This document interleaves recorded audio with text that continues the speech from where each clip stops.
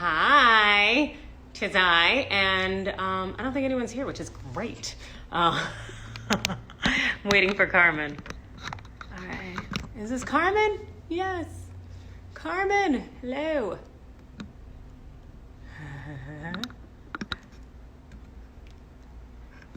All right, send a request to join view.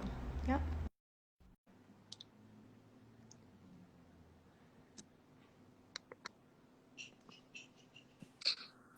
Hello. Hi. We did it. I'm like, we did it. We're live. And I have my copy of the book, and you have your copy of the book. Well, one Oh of the yeah. many. And I have my concoction, and I have also water. do. Very nice. I like this. Mm-hmm. You do have much better plant action going on than me, though. All good things. I love it. This is great. I'm excited. Do we want to give folks a few minutes to filter in? I'm sure that sounds good. Tell me about your quarantine day. Oh my gosh, absolutely. Another quarantine day, another way. Can you hear me okay? Yeah. So I've got this big open space. I was wondering if I need my headset. No, you sound perfect and amazing. Groovy. I can dig it. I am so excited, and I love also the fact.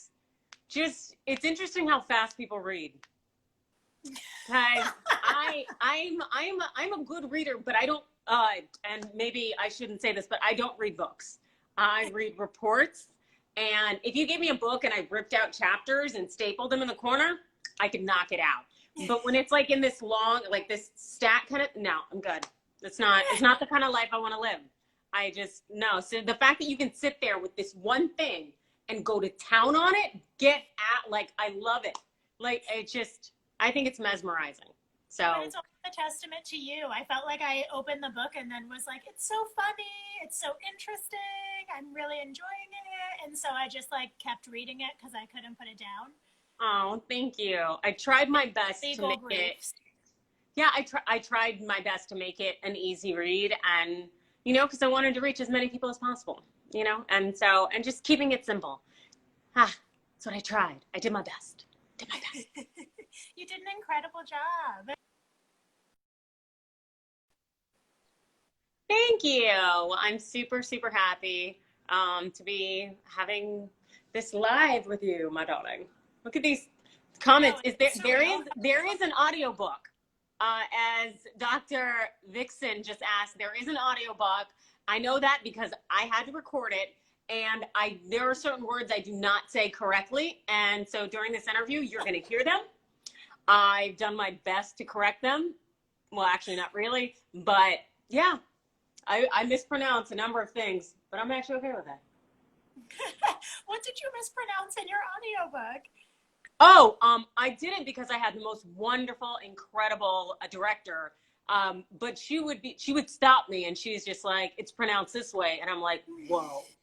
It's like I spent 36 years pronouncing it one way, or well, I guess technically maybe 35, but it just, I say sociologist wrong, or sociology, one of the two. You're saying it right. I'm like, sociology. That's how I swear to God, she says I say it wrong. And the thing is, she's a wordsmith. She knows everything.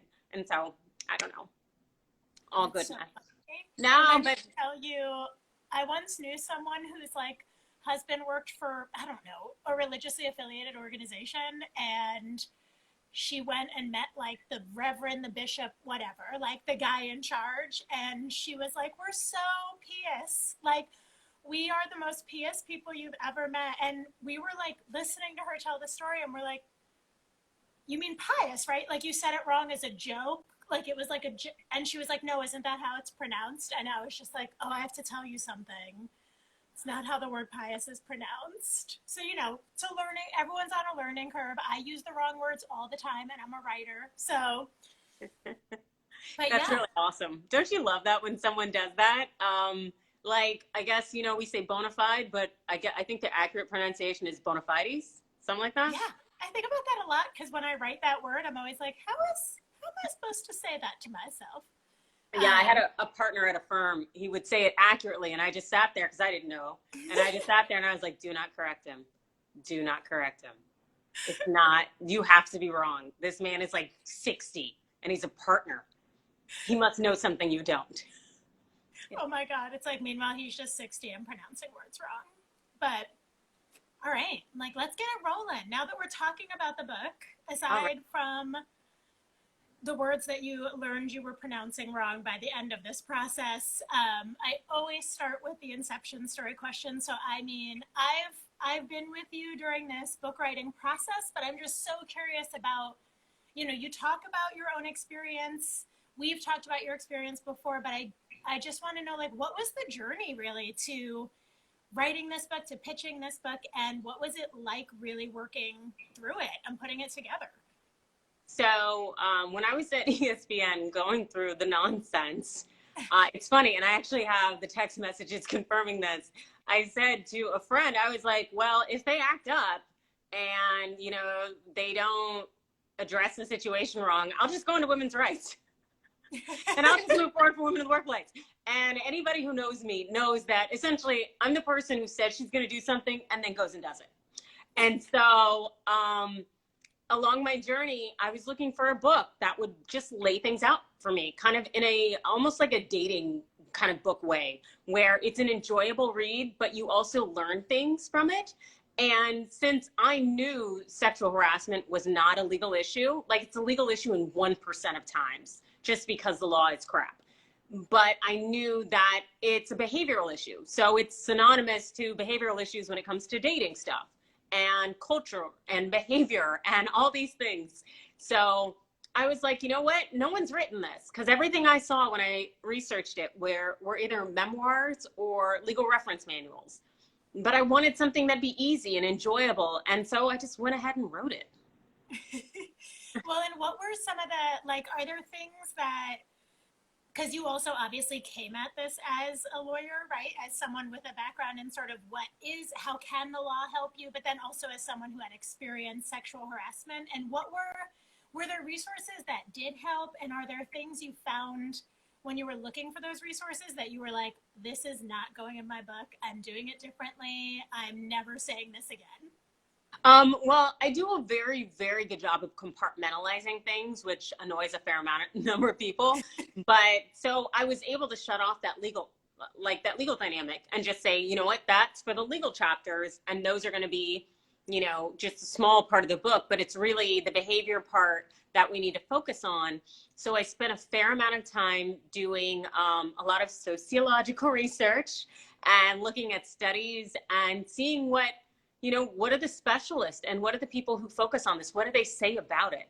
And just doing really a deep dive. And it was a blast because I love studies and I love figuring out how our society works.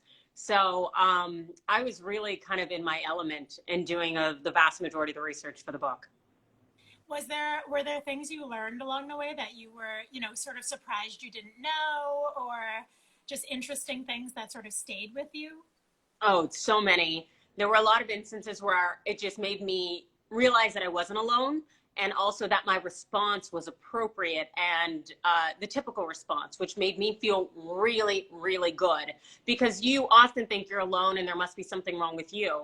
But then when we look at the research, you realize, no, this is totally and completely normal. For instance, I thought there was something completely wrong with me at ESPN when people isolated me because I stood up and because I pushed back. And it turns out that your coworkers will leave you. They will isolate you. They will avoid you because it's almost the aroma of trouble when you complain about sexual harassment.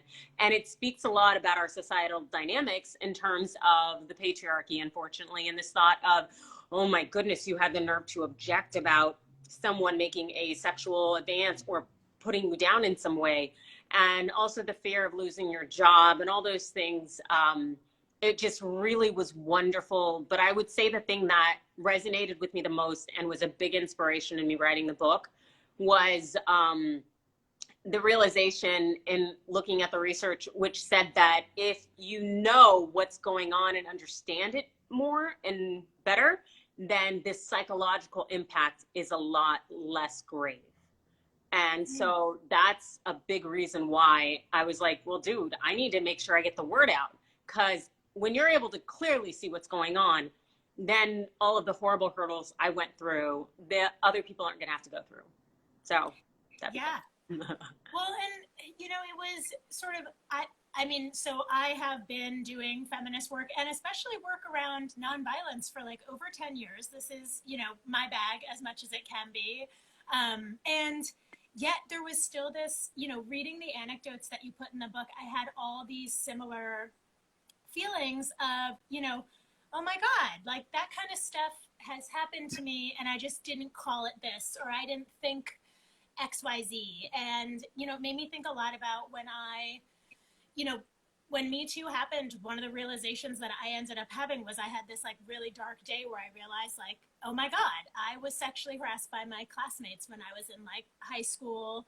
And I totally just thought it was, you know, normal. And that was like how we were all interacting with each other. And it was like this huge realization at, you know, 28 to be like, oh, that was really inappropriate behavior. And had to sort of reckon with that. And what do you think like, how do we change, you know, a lot of the book is about trusting your gut, which I love too, because obviously as women, we're like told to sort of gaslight ourselves. Like, no, that's not really that bad. You're just dramatic. How do we change that conception of what's normal so that it's easier for us to recognize when really weird stuff is happening to us that we can and should speak up about? I think that it can be most impactful to really kind of just push the narrative that it's okay not to be okay. It's okay to speak up when things don't feel right or they're wrong. I think often as a society, well, number one, as women, we're taught to put our feelings aside to make sure that other people are more comfortable than we are. And instead, we should be really putting our feelings forward and say, you know what, I don't feel safe, or I don't feel comfortable, or this doesn't feel good and this doesn't work for me. And teaching people to communicate it. Because I find that people don't know how to communicate, and they don't do that very well, and they end up internalizing a fair amount of it, and it just can become so toxic and so dangerous that it's not worth it. Yeah. Well, and, you know, something that I thought a lot about when I was reading the book, because you talk a lot about power structures and how, you know, obviously sexual harassment is not about sex, it's about power and reinforcing power. And, you know, what do you think are some of the larger paradigm shifts that need to happen to really see an end to sexual harassment in the workplace, or really just sexual harassment at all? Like, what are the really big things that clearly are trickling down to this kind of behavior? Well, I hope, well, I guess it comes off how it comes off. But I really think women need to take their seat at the table. Like, they need to really just kind of push their way through, say what's up, and if they don't like you, you know, fuck them, for lack of better words. But it's true. Like, this mentality, and I saw this everywhere when I was at ESPN, was this, I'm lucky to be here. And I came in with the, nah, son, you're lucky to have me. And it's not because, and the thing is, it's not because I'm a lawyer or I have all these degrees or anything I have. It's a matter of, no, man, I'm talented and I know what I bring to the table. Like, respect is a non-negotiable. And knowing that, and also the thing is, our culture is set up so that our employment status and what we do is supposed to be indicative of our value and worth as an individual. And the thing is, once you get fired from a job, maybe for doing the right thing, because I've been fired before when I pretty much turned down a boss who was coming on to me and I was trying to get away from him. And that messed me up, but it also taught me that I can do whatever I want to do in this world, but my job has nothing to do with who I am, and it has nothing to do with my value. And so when you realize that you are whole on your own, no matter who sends your paychecks or signs them, or what you have or don't have, or what you look like or don't look like, then that's when you really step up and you know your worth, you listen to your instincts, and you don't allow this nonsense to go on. But unfortunately, also, when you step up and you're that ballsy, then you just get sexually harassed a whole lot more because people want to put you in your place. So, Well, I love it because that's also, I think, it was like reading it's like a guidebook to sexual harassment, but it also doesn't accept sexual harassment as normal, right? It's not like, here's how to get through it because it's going to happen to you and that's just the way it is. But it's also not so theoretical that it doesn't have an application in the world. You know, it's a book that really walks people through like how to do it and lets them know at every step of the process, like, you shouldn't have to do this, but here's what you can do to prevail in this broken system. To me, that means it's a feminist book. Like, it read to me as a feminist take on sexual harassment, sort of the first book I'd ever seen that was really a guide to navigating the workplace that is so feminist at its core. Would you say it's a feminist book? it's so funny because I really made an effort not to include the term feminist in the book. Other than when I was maybe describing someone who is like a feminist scholar, like that's what they do for a living. Largely because a lot of people in our society, unfortunately, think feminism is bad because we women have been taught to root against ourselves. And the way I see feminism is being equality. It's the same thing, you know, we blacks have been fighting for in terms of racial equality. It just has to do with gender. And, you know, nobody thinks racial equality is a bad thing. So why do you think gender equality is? Just because you've been taught that the noun that's been given to that label is problematic. And it's sad, but my main goal was to reach as many people as possible. So omitting it wasn't a big deal to me. It's just, I had to do that in order to reach people. And you know, it's one of those so be it things. Because the thing is, I don't see this book being about me in any way. It's about getting the message out so that what happened to me doesn't ever happen to anybody else. Yeah. Well, and when we talk about reaching people too, I loved that you talk about masculinity and you talk about men and the role that they can have, not just as harassholes, as you call them, but also, you know, that they can be victims, but that they can also be bystanders. And that they can be allies and that there are tangible ways that they can be allies. And I think something that feminists who do use that, like claim that label and sort of organize under the F word, often come up against is that resistance, right? Of this isn't a thing for me, this isn't my issue. And I feel like one area where you and I have done feminist work in completely different circles is that you have interacted with many more men than I have. Yeah, dude. In your lines of work. And so what have you found are really good ways to engage people in these conversations who might not, you know, for me, I'm like, yes, let's end sexual harassment because I'm a total feminist and I love women's rights. How have you engaged in these conversations in your life with people who weren't necessarily, you know, activists or feminists and didn't align with those labels? That's a really good question because there are people very close to me in my life who I'm like, dude, you are such a chauvinist. But because I grew up around men and I'm used to operating around men, I just know how to navigate it. And as long as you don't cross a certain line, we ain't gonna have a problem. But I also have found that in my fight for equality and to be treated with respect, that it was men who had the courage to stand up and to have my back because they had the cachet. And also too, it's funny because as much as I hate to say it, because I do see gender, but I don't, in terms of thinking that certain parties are going to act a certain way.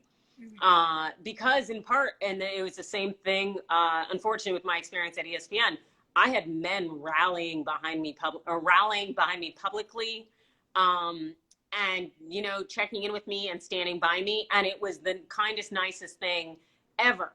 And so I don't think it's a matter of gender. I think it's a matter of there are people who are stronger than others. And there are people who, unfortunately, are better than others. And they come in all colors, shapes, sizes, and walks of life. And so when we truly value individuals as their own, I think we go a whole lot further. And so as much as sexual, and it's funny because the research shows that men are sexually harassed more than women, but men aren't threatened by it. They actually enjoy it. And God bless them. But part of me is like, yeah, when you are generally statistically larger in size and you dominate economically and in all like areas, yeah, you're gonna think it's entertaining. But where it's literally threatening to my well-being, no, bro, it's not cool, you know? So it's really interesting, just the dynamics. But I feel like our creator is laughing, enjoying this ride. Because just looking at us, oh, we're just nonsense. We are. Well, and I think, men also have more structural power, right? So, like, if a man at ESPN had your back, he probably had maybe a little less to lose or more leverage if he was going to get sort of backlash for that. And it also, obviously your book is an incredible guide for people, individual workers who are going through this kind of stuff. What can people who do have that kind of power in a workplace, like, what are the things that make workplaces not only safer, because you do talk a lot about that, which was fascinating, sort of like what are the red flags for a business that might have some bad behavior brewing, like structurally, what can employers and bosses and boss ladies do to make sure they're building safe spaces for their workers and places where women can thrive and nobody feels like they're in danger? Well, I would definitely say those with power, they can make a significant change by standing up and saying something. Bystander intervention is a significant part of ending sexual harassment, because people, all they are doing is bullying you. And whether it's a come on or a put down, the point is to subjugate you and to make you feel lesser or to control you in some way. So if you have someone come up and flex on them, there's a good chance that they'll stop. And which is also why these harassholes are out here lying about this stuff, because they know better. And that shows you the fact that they're unwilling to be so brazen about it. The fact that if someone were to come up and check them, they'd stand down. And so I really, really feel confident that if bystanders were willing to flex, that sexual harassment, it would very much start to dwindle in terms of the numbers of people harassed. Totally. And for you, what has that, it's so funny to me that your plan B was basically that you would become a feminist and write a book, because here you are. But what have the reverberations of that been like for you? I feel like for me, in my work life and just in life in general, those two things are sort of always connected, right? Like I stand up for myself at work, or I stand up for myself when something sexist happens in a public place, and it sort of reverberates out and like diffuses out into, suddenly I'm better at setting boundaries with my friends because I got better at setting boundaries at work, and vice versa.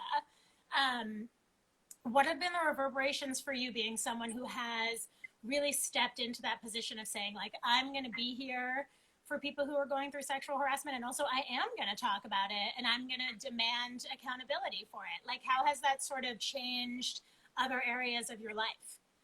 I would say there's been no change, in part because, well, I have always been a huge defender of others.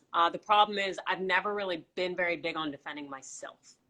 And so, not to go back on it, but the situation with ESPN, I decided I'm going to stand up for myself, because my God, I will go to the wall all the way for someone else. But for me, I'd always kind of shoulder shrugs and just say, no, it's okay, I'll be fine. Because I've always been okay, just because I have skills to be able to do whatever I want to do, which is great. But at the same time, no, I can't let people walk all over me or take advantage of me or disrespect me.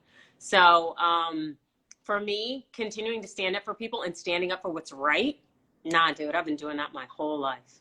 So this is just like, meh, I'll just move it. I'll just make it specifically in this area. Let's get it done. But otherwise, as you'll see on my Twitter feed, I'm here and I'm passionate about just everything. Just doing the right thing is just so important. It just is. Totally. And I mean, I think obviously your book also is coming out post Me Too. Mm-hmm. And Me Too changed so many things, but it also blew my mind in the book to find out that the first Supreme Court case about sexual harassment didn't actually reach that court until 1986, which is like 3 years before my brother, who is 1 year older than me, was born. Oh my God, I don't want to hear about it. Move on. Well, that's just shocking to me because it's, that's not a long Not time long ago. right? No, it wasn't. Like women have been working for longer than just 1986. And so how do you think having had the experiences you've had, having researched for this book, and also just being someone who has done this work, how do you think Me Too has really impacted this fight? And what do you think is going to come next? Like, what are the big things that need to happen next to keep it going? The thing is, Me Too is a movement in its own, and it has been extremely impactful. But if largely women don't fully understand their right to be there in the workplace or wherever they are, and the right to call out the bullshit, then what was the point? So we need individuals to stand up and to speak up and to continue to do that.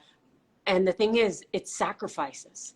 Like, I always go back to Rosa Parks because she was impoverished after that. Her coworkers abandoned her, and she was fired from her job. Her husband had to leave his job, and she ended up living off of handouts until she died, because standing up for what's right, it is a very difficult thing to do. But the thing is that's how we get social change. And if everybody does their part in terms of not necessarily being quote unquote the seller, as I say in the book, or all of these characters and nemesis that hold us back, then we can advance. But until then, having this movement, it needs to truly resonate so it'll be lasting change. That it's more than just speaking out about past events, that it's standing up to current events. Yeah, and I think Me Too has also shown us sort of a lot of the institutional failures that you outline in this book, the ways in which, statute of limitations, or the idea of that subjective nature of a sexual harassment complaint. Like, well, were you flirting? Did she like it? No one really knows. And just the idea that, you can speak up and you can have a bunch of sisters around you speaking up and you can still lose your job, lose your case, right? Like, there's so many ways in which you could still suffer and not get the justice that you deserve. What are some of the, legal and workplace policies that could make a huge difference? Like, when you think, if just XYZ was different in our law or our legal system or our workplace, it would make a huge difference. Like, what are some reforms that you think could really help give people the backing they need? Well, not having rapists on the Supreme Court would be very helpful. To each their own. Alleged rapist, excuse me. But essentially, the law is extremely problematic. The way it is structured and set up, as I go into a bit in the book. For instance, as I spoke about earlier today on the Young Turks, in terms of the unwelcomeness requirement for sexual harassment, I have to prove that I did not come to work to have old boy come on to me. And hey, I would think the onus is on him to show the court that I was down. The fact that I have to show that I came to my job and I wasn't down for it is just, it really speaks to our system, with the thought of, it starts with the presumption that a woman is sexually inclined or accessible at her workplace. Get the hell out of here. And so that is one of the really important things in my book, because essentially the system is set up against you. So I teach you how to game the system and to do it in a legit and legal way that will essentially put these employers in a position where they have to get right, because it will end up costing them so incredibly much if they continue along the route that they're going. And it's funny because I actually expected a lot of pushback from this book, because it does give you the keys of the castle to beat the system. And so, I don't expect the New York Times or any of the large publications to give a review or digest it, because this isn't something that they're going to want to bring attention to. The fact that I tell you how to dismantle and beat their system. And also I do it in a highly accessible way, so that whether you work at, I don't know, some high level in-house firm, or you work at McDonald's, that you can be able to do it like nobody wants that on the streets because their system is built up to serve them. And so, but hey, I'm here to serve the greater good. I can't help you other than that. No, totally. I mean, I think I was so blown away by the idea of, how much money do people really have to lose anyway? Like, how much money do these businesses really have to lose? And why do they protect people who have done wrong? It's because they also, the system is working in a way where they're encouraged to keep predators on staff and let you go because you're the one who's causing trouble, for them financially or for them, legally or in the public eye. Just their culture and way of life. Like, because they will continue to take the L in terms of losses for money, and they'll lose on good talent. Like, everybody agreed, like, my work is extremely good. But the fact that I'm not going to let you disrespect me and tell people, you're sleeping with me or do things like that. Oh, no, can't have that. Oh, no, a woman who wants to be respected, let's put her out on the street. Get the hell out of here. So part of me is like, they're willing to lose money over it. And the thing that also gets me, I was walking on my quarantine walk today. I was thinking, I'm like, you know what?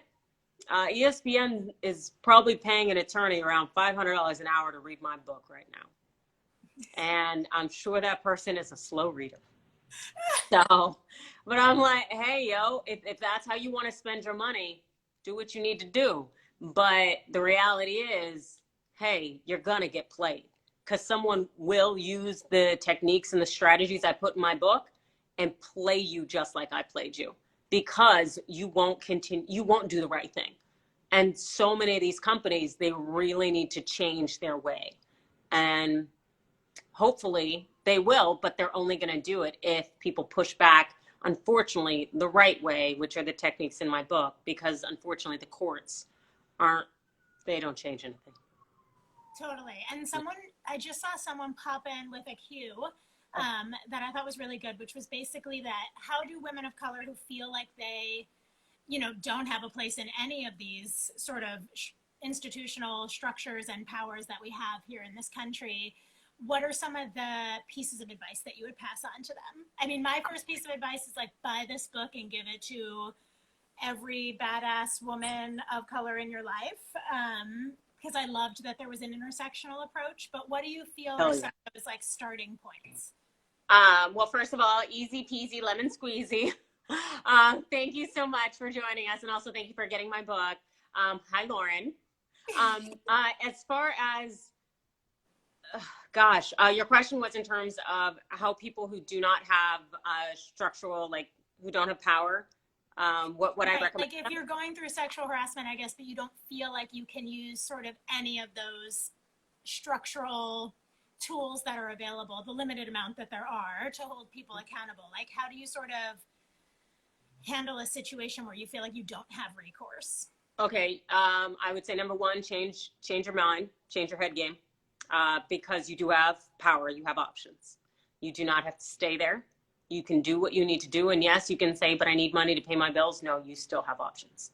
And the thing is, there are things that are not worth it, especially when it comes to your mental health and well-being, because that stuff will mess you up, and it will mess you up for a very, very, very long time, and it is not worth it. So if you need to walk, you need to walk. Definitely, as you have pointed out, Carmen, buy my book. There are a lot of options in there. And also, too, I'm a huge fan of gaming the system, because if the system is engaged in corruption and it is breaking the law, and I tell you how to legally game the system, you need to game it. It's just because you need to set yourself up in a position where you win and you can walk away with the most. Because if you end up having to fight these people, you don't want to be in a shoulder shrug situation because you didn't keep that document, or, you didn't keep that smoking email. So don't ever walk away. Don't ever think, oh no, it's no big deal, or I won't need it, or always, as I say 1,000,000 times in my book, document, document, document. Straight triple D. But don't be afraid to fight. Get the hell out of here. Like, you have to know what your worth is. And you need to stand up for it. Get the hell out of here. Yeah, and never forget. And if anybody around you tells you otherwise, walk away. They're not your people. If they don't care about your self-respect, they're not for you. I love End of it. story. Even if they're family. Yeah.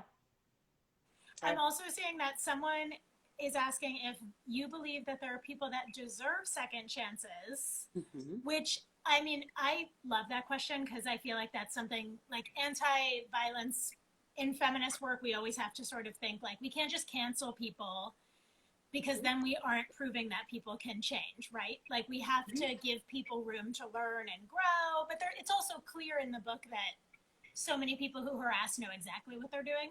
You know, that old defense of, I didn't realize you were going to think it was inappropriate is very often. I thought you were into it too. You know, the way you were crying. Yeah, I totally thought you liked it even though you didn't seem like you did at all.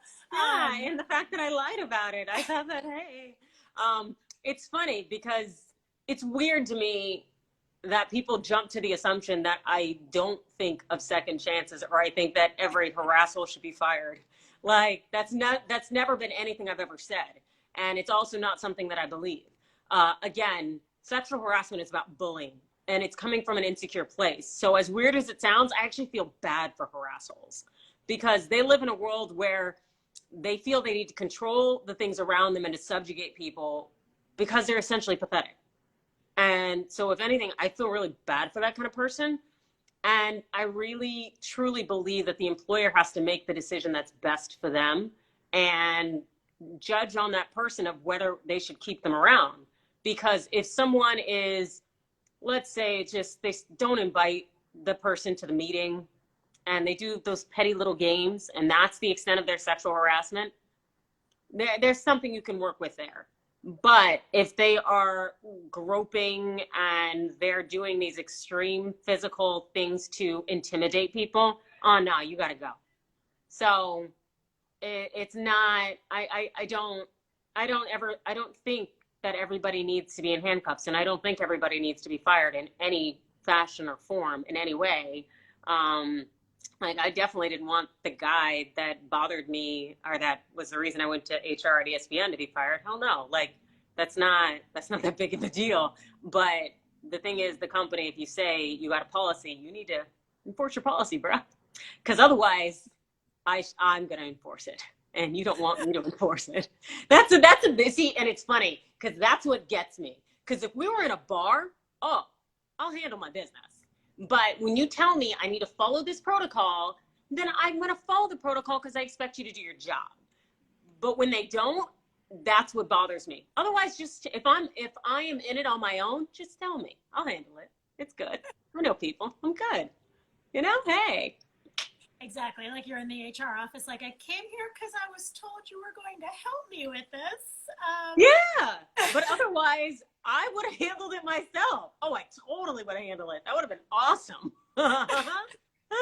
But it's like when you tell me I have to follow this process, all I want you to do is do what you're supposed to do. That's all. Otherwise, don't lie to me. That's all. I don't ask for much. Yeah. And I think, you know, connecting the dots too between like that idea of men who are a majority of harassers. So I'm just going to use it as an example. Obviously, not all men are harassers and not all harassers are men, but let's just say it's a man and there's all this stuff with masculinity tied up, right? Like he's harassing you because it's a way for him to prove to the other guys in the office that he's cool and he has power and he, you know, can assert himself or whatever. Yes. Ends up in this broken workplace culture that's super patriarchal. And like you said, like our jobs are made out to be these things that they're not, these measurements of our worth and who we are. And it makes me think a lot too about the idea of like sexual harassment exists because sexism overall exists and is tolerated, right? Like it's not like sexual harassment only happens at work and is only acceptable when men do it at work. And so it's like, what do you, when you think about workplaces without sexual harassment, like how do you think that would filter out and reverberate? Like what would happen if every workplace took her sexual harassment seriously and everyone read your book and was standing up to harassers in the workplace and all these harassers were having come to Jesus moments? and realizing that they were really stupid and being really shitty. Like, what do you think would be the larger cultural change that would happen if we could just eliminate sexual harassment in every workplace? All right. So first of all, since I'm a businesswoman and I represented companies, I think there'd be a significant amount of productivity in terms of increase. And also just, it would just mean that companies are running on all cylinders. It would move them toward that, which would be amazing in terms of our productivity on the largest scale in terms of what our nation could do. But in addition to that, it would increase the economic independence of women in the world. But the problem with that, of course, would be that men want us to need them. And so, and if we're economically independent, don't really need it, and good. Anyways, but yeah, I just think there'd be far more productivity in businesses, and essentially my Amazon packages would not be getting lost, and there would just everything would be a lot smoother, and it would operate as it should, and I think individuals could probably reach their full potential or be in a better position to do that. Because people don't realize how sexual harassment distracts you. But of course, you have men in most leadership positions in the corporate world in this nation, and men don't have to wonder about being raped or sexually assaulted on a daily basis. I can't walk down that street because it doesn't feel safe, or I can't run at night. And so they don't know what that's like to constantly be checking yourself on a daily basis. And if you're doing that, that really messes up your ability to focus on your work when you're at the office and you're supposed to be in a safe space and you can't even go to the lunchroom because there are a bunch of harassholes waiting there like vultures. So, yeah. And I get think in the way. Because right now everyone's working from home, or at least lots of people are working from home, except for frontline workers. Thank you very much. If you're here and you're not working from home, bless you. And sexual harassment is still happening, right? Like, everyone sort of is still talking about how sexism is still prevalent, and women workers are still being cut off on video calls, and all of these things. And so what does work from home sexual harassment look like, and what can people tuning in do in line with the stuff you lay out in the book? Like, what are some strategies for really nipping it in the bud when it's happening in Slack or via text or on a work call? Like, what are some of the steps people can take? The quasi awesome thing about this whole working from home thing is that, we're communicating a lot more, remotely. So text message or Zoom, and if we're recording our Zooms or whatnot, so you'll have the documented evidence. So that's kind of a good thing. It means fewer stealth follow-ups. That's great. But it can still be extremely just infringing and upsetting, in part because also our homes are now intermingled with our offices. So we might be receiving inappropriate text messages late at night, or our boss is saying very derogatory things to us while we're in our home and our children are nearby. And it essentially can bring the shame and the pain and the frustration you're feeling into your safe space. And so that is a very unfortunate aspect of this working at home. And then also too, right now, jobs are scarce. And also people are feeling absolutely powerless. We barely know anything about this coronavirus other than the fact that people are dying, getting sick, and it's not a good look, and it's not a good anything. And so people are feeling very vulnerable. And thus, that's kind of the root of sexual harassment, the fact that people feel powerless and they want to regain that sense of power by subjugating you. And so it is definitely on the rise. And then we see in the sex discrimination aspects of people losing their jobs. Who's going to be the first one to go? It'll be the person who exemplifies, unfortunately, otherness, which could be women, LGBTQ, or people who are unwilling to pay homage to the traditional gender norms or ideologies.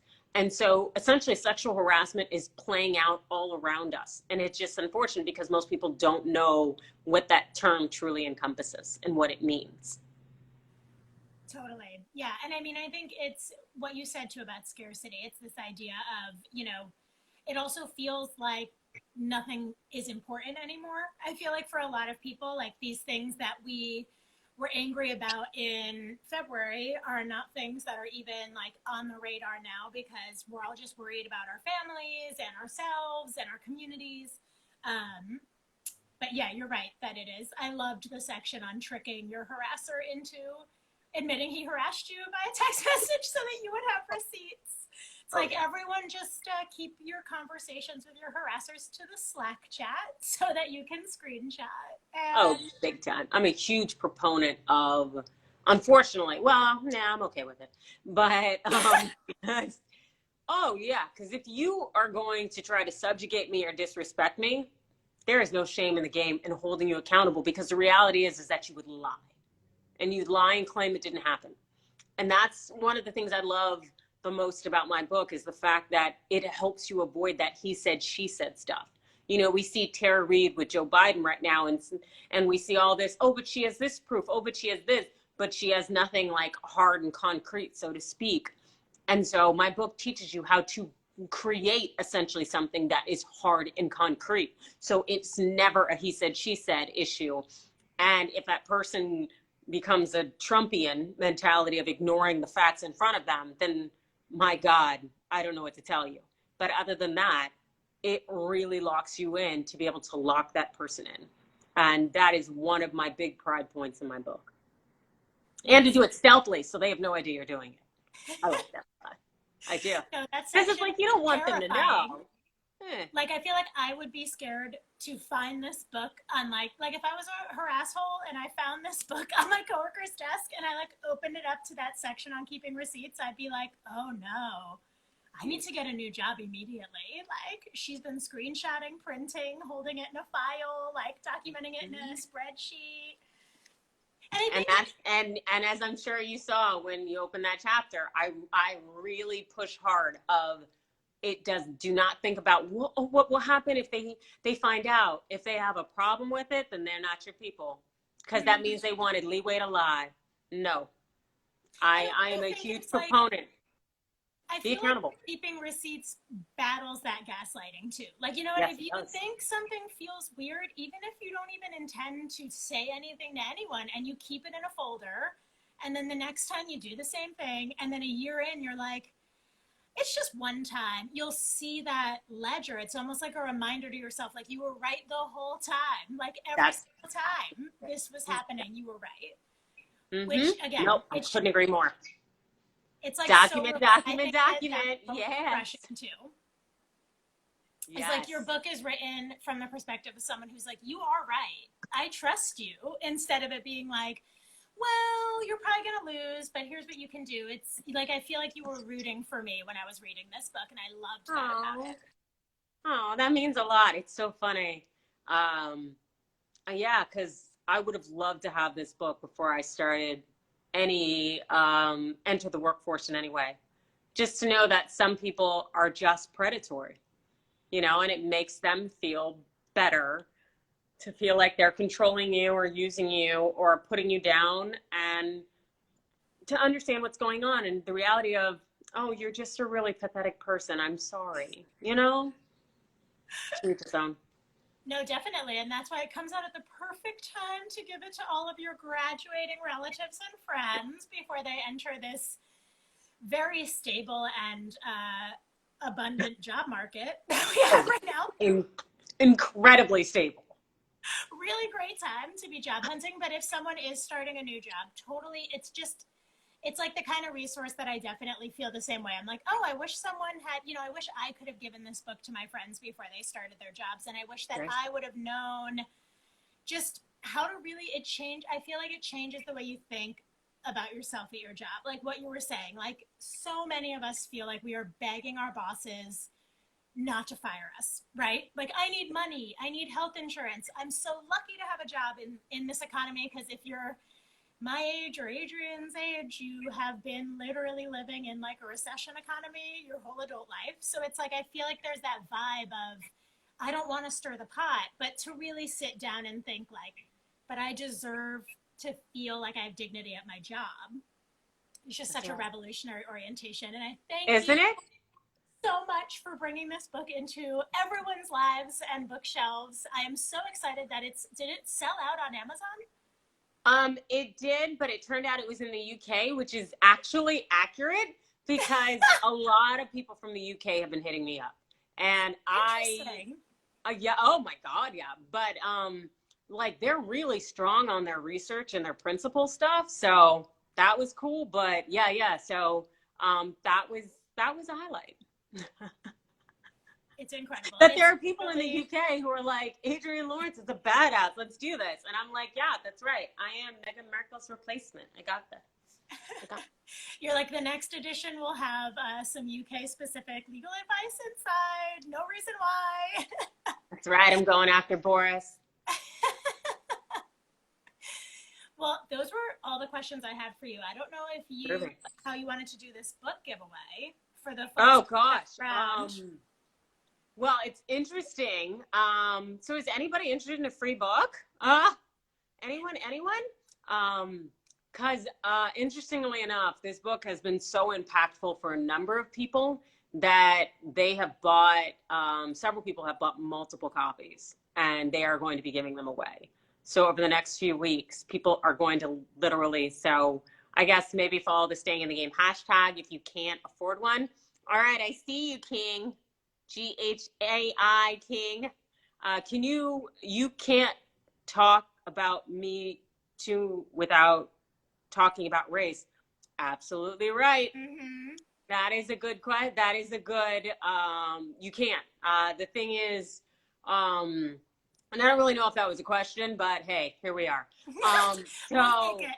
But that is also a huge pride point for me in the book. In chapter 3, I go into those who are most vulnerable for sexual harassment, to be targets of it. And I also explain how race and racism and sexism roll hand in hand, because it's essentially a way to outcast otherness in our society. And so where there is racism, there's sexism, because it's seldom spoken about, but like Fox News, we found out during the Me Too movement, a little bit before then with Gretchen Carlson, that they were paying out double-digit, multi-million-dollar settlements for sexual harassment. The thing that people weren't elevating is the fact that they were also paying out double-digit settlements for racial discrimination. So it just really underscores the fact that this is about power. And something also interesting in the book is I posit a new theory that has feminists who are scholars in it and professors doing research, which is super cool. That looks more at the intersectionality of how race can interplay with sexual harassment. Because as we know, Black women file 3 times as many sexual harassment complaints as white women. And it is damn sure not because we complain more. That is for sure not the case. It is because we are targeted more. So something really cool in my book is that I hit on every race in terms of explaining how sexual harassment is impacted, how it approaches us. For instance, Asian women are among the few who are targeted from below in terms of their subordinates. When they're in managerial position, Asian women are sexually harassed more and put down more by the men who are their subordinates than women of other races, significantly more. Mm-hmm. And Black men, sexual harassment is reverse used against them. Because unfortunately there is a long time legacy of Black men being sexual predators or prowling for sex in some way that is a stereotype, and it is used against them by employers. So I talk about that in my book. Like this isn't, unfortunately you have to disabuse people of this ideology that a feministic book or a book that talks about sexual harassment is all about taking men down. Oh God, no. This is about taking harassholes down. Harassholes are typically men because they're in power and they want to stay in power. But my God, do I let you know that they are also women? Because I've been sexually harassed by women like I'm getting paid for it. But it's like, because people want to shut you down and they will find any means necessary. And I take a very objective, at least I'd like to think, objective and honest approach in that. And I think it's important as a society. If buildings weren't burning around me, forgive me, because I'm sure you can tell my all of my EMS services. But it's extremely important that we attack it from all angles. We cannot let somebody off the hook just because they're a woman or because they're this or that. And I have a lot of unpopular beliefs in that area, but they are objective and they are holding everyone accountable at the same angle. And I think it's important. Well, yeah, and I think I also want to clarify, like, when I say that this read like a feminist book, I feel like this book really accurately and clearly showed that sexual harassment is one of many sort of taxes, right, that are unfortunately levied against workers who aren't straight white cis men. Like, if you are not the person who's been in charge of the office for the last 300 years, you are at risk and at higher risk. And the whole structure is set up because, you know, it's to stop other people from getting power in the workplace and outside the workplace. And so it's an interesting, and I loved that. I felt like it was sort of one of the only texts that I've seen, contemporary texts especially, that really cover sexual harassment as this thing that happens to all different kinds of people. People who are attracted to men, people who are not, people who are feminine and people who are not, people who are, you know, straight white women and people who are living at so many intersections that, you know, it's just impossible to even recite. Like, it really shows the way in which we're all struggling with this super huge problem. And the real problem is not wanting us to have that seat at the table. And that's like what everyone is so afraid of, and why we need to make our game plan to seize that seat and seize that power so that we can shut all these things down. Absolutely. And something that my experiences at ESPN that really shook me is because throughout my entire career, at all the law firms I practiced at all the places I've worked at, the car dealerships, older white men were always my allies. They had my back and they pushed for me and they supported me and they looked out for me. And they really, I can't begin to tell you the things that I would go through, and they had my back and they fought for me to have raises. And in part, I gravitated toward them in large part because they didn't feel threatened by me, because there were a number of people who did, that I could have gone toward, but they didn't necessarily, because it's a scarcity mindset, unfortunately, that the system has set up. And so it was that my experience at ESPN really shook me in that regard. But that's something that I try to work to disabuse people of, that there are certain people who, and they do often typically tend to be white, cis, hetero men, but to make sure people understand it, and as much as people don't like this saying, but it isn't all men. Because some of them, my God, allies to the end of time.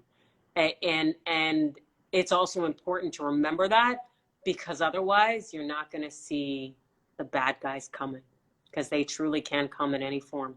And also the people who are carrying water for the bad guys, you may not see it. So that's why it's so important to use the techniques and the skills and the strategies that I put in my book in a very plain and straightforward way, to be able to decipher, is that person really just a wolf in sheep's clothing, or are they really my ally and they got my back? Yeah. And regardless, Adrienne has your back, which I think is the best part. I loved it so much. Oh, absolutely. I'll totally rally for you. It's true. I love supporting people. So it makes me happy. Why does it says we have 1 minute and 9 seconds. Oh my God, what? It's going to cut us off? It is. I think it might be set up for an hour, which is perfect, because I think that was the amount of time that we had allocated. I know, this was it. This is perfect. So I want to thank you, Carmen, for number one, reading my book so fast, because you taught me I'm a slow reader, but also for this great interview series. And if you want to tell everybody where they can find you. Yes, so my username on Instagram that you can see, Carmen Rios, 3 S's, is also my name on Twitter. And my website is carmenfuckingrios.com with only one S, because that's the actual way to spell my last name. But yeah, thank you. Awesome. Very cool. And if Please, I hope you get Staying in the Game. It is available everywhere books are sold, and it is kick-ass. You'll really enjoy it. As I like to say, it's the daily show on sexual harassment. So thank you so much for joining us, and I hope you enjoy my book. And actually, I know you will enjoy my book because it's gangsta. These are